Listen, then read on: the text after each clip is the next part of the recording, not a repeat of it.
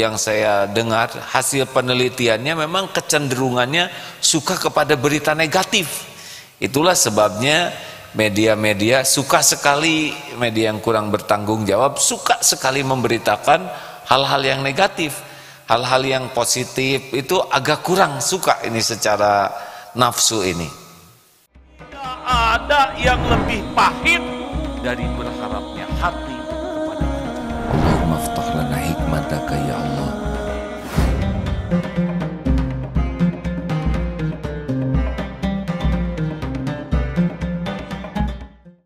Allahumma sholli ala sayyidina Muhammadin wa ala alihi wa ashabihi ajma'in.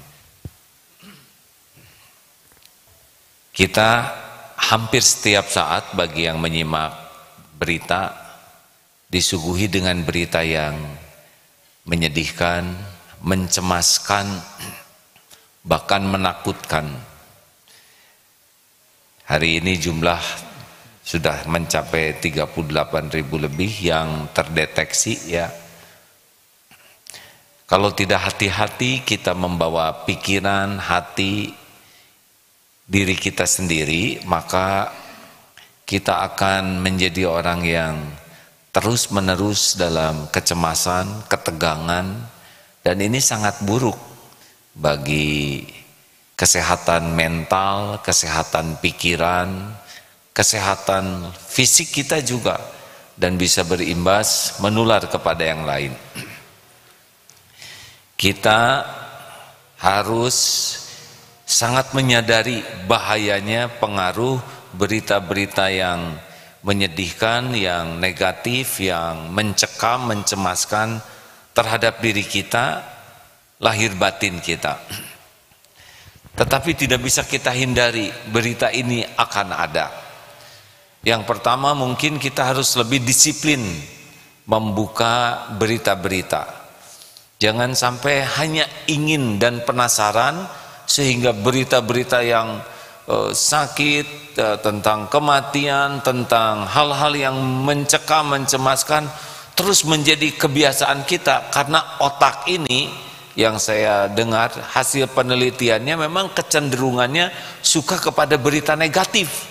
Itulah sebabnya media-media suka sekali, media yang kurang bertanggung jawab suka sekali memberitakan hal-hal yang negatif. Hal-hal yang positif itu agak kurang suka ini secara nafsu ini.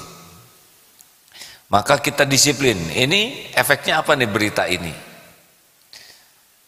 Misalkan berita tentang peperangan, berita tentang kematian yang dikuburkan, dibakar dan dimasukkan ke sungai.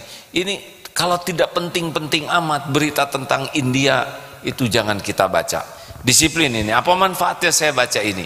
Saya akan meluangkan waktu, pikiran yang sangat penting membaca ini. Apa efeknya? Tidak manfaat, tutup.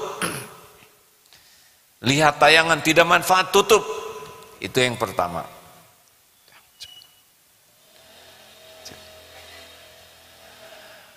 Yang kedua adalah, jadi yang pertama kita disiplin untuk memasukkan input kepada diri kita. Yang kedua adalah, kalau sudah ada yang wajib kita baca, saudara sakit, ada yang meninggal, ada teman, banyak tiap hari ini sekarang lebih banyak. Setiap berita yang menyedihkan, yang tidak menyenangkan, yang bisa membuat hati kita jadi galau, segera, ini seperti bolong, segera tambal dengan kebaikan. Kebaikan berupa zikrullah, innalillah wa inna ilaihi rajiun. Kebaikan berupa doa, doa yang tulus, ya Allah ampuni sahabat kami yang meninggal ini, Engkau maha tahu semua dosanya, ampuni, lipat gandakan kebaikannya, berikan kesabaran bagi keluarganya, Allahumma gfirlahu warhamhu wa'afihi wa'fu anhu. Doakan yang baik, yang tulus, yang betul-betul harapan kita dengan lisan kita sama. Maka yang tadinya berita sedih akan diubah oleh Allah menjadi sesuatu yang positif pada diri kita, karena kita melakukan hal yang baik. Lebih bagus lagi kirim voice note langsung kepada yang bersangkutan kalau bisa ya, sesuatu yang membuatnya lebih sabar, lebih tegar, yang hal positif. Nah, ini pun akan menguatkan. Ada lagi yang lain adalah sedekah, kirim sesuatu. Makin kita banyak bersedekah dengan harta, tenaga, waktu, pikiran, atau potensi apapun, ini adalah akan menutup yang tidak baik, yang tidak nyaman, diubah oleh Allah. Ini kepada sahabat-sahabatku yang sedang diberi keleluasaan rezeki, masih ada, sekarang lihat tabungannya. Ayo, berapa budget yang akan kita keluarkan? Beli habatus sauda, beli madu, beli masker, beli apa? Bagikan, rasakan bedanya. Rasakan bedanya. Ketika orang tidak punya masker, kasih masker. Ini daya tahan tubuhnya lemah, kasih madu.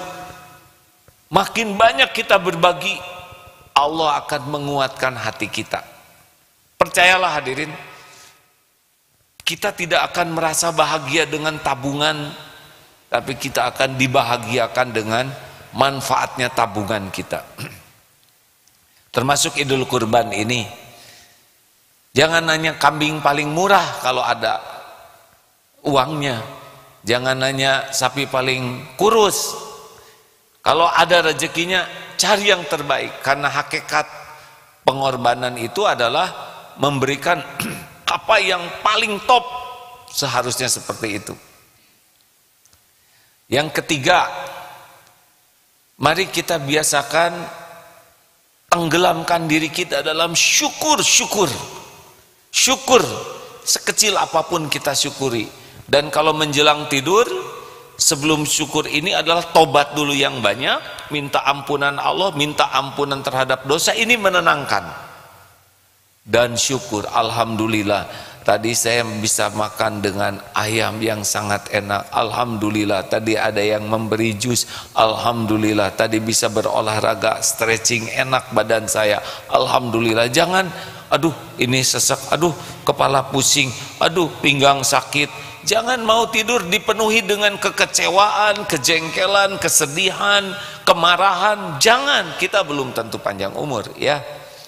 Penuhi dengan syukur. Itu Allah akan menguatkan diri kita, Allah akan menenangkan, tidur kita akan dibuat lebih berkualitas, imun kita akan dikuatkan oleh Allah, dan insya Allah banyak kebaikan yang akan ditambahkan. Nah sahabat-sahabatku sekalian, ini serius sekali.